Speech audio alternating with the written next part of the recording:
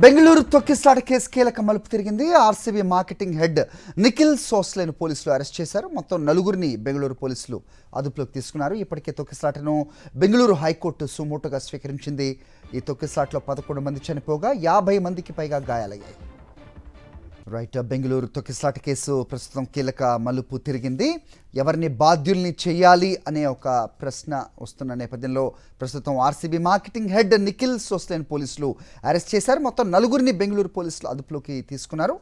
ఇప్పటికే ఈ తొక్కిసలాటను బెంగళూరు హైకోర్టు సుమోటోగా కూడా స్వీకరించింది. తొక్కిసలాటలో 11 మంది చనిపోగా 50 మందికి పైగా గాయాలయ్యాయి. బెంగళూరు తొక్కిసలాట కేసు కీలక మలుపు తిరిగింది. ఆర్సీబీ మార్కెటింగ్ హెడ్ నిఖిల్ సోస్లేను పోలీసులు అరెస్ట్ చేశారు. మొత్తం నలుగురిని బెంగళూరు పోలీసులు అదుపులోకి తీసుకున్నారు. ఇప్పటికే తొక్కిసలాటను బెంగళూరు హైకోర్టు సుమోటోగా స్వీకరించింది. ఈ తొక్కిసలాటలో 11 మంది చనిపోగా 50 మందికి పైగా గాయాలయ్యాయి. బెంగళూరు తొక్కిసలాట కేసు ప్రస్తుతం కీలక మలుపు తిరిగింది. ఎవరిని బాధ్యుల్ని చేయాలి అనే ఒక ప్రశ్న వస్తున్న నేపథ్యంలో ప్రస్తుతం ఆర్సీబీ మార్కెటింగ్ హెడ్ నిఖిల్ సోస్లేన్ పోలీసులు అరెస్ట్ చేశారు. మొత్తం నలుగురిని బెంగళూరు పోలీసులు అదుపులోకి తీసుకున్నారు. ఇప్పటికే ఈ తొక్కిసలాటను బెంగళూరు హైకోర్టు సుమోటోగా కూడా స్వీకరించింది.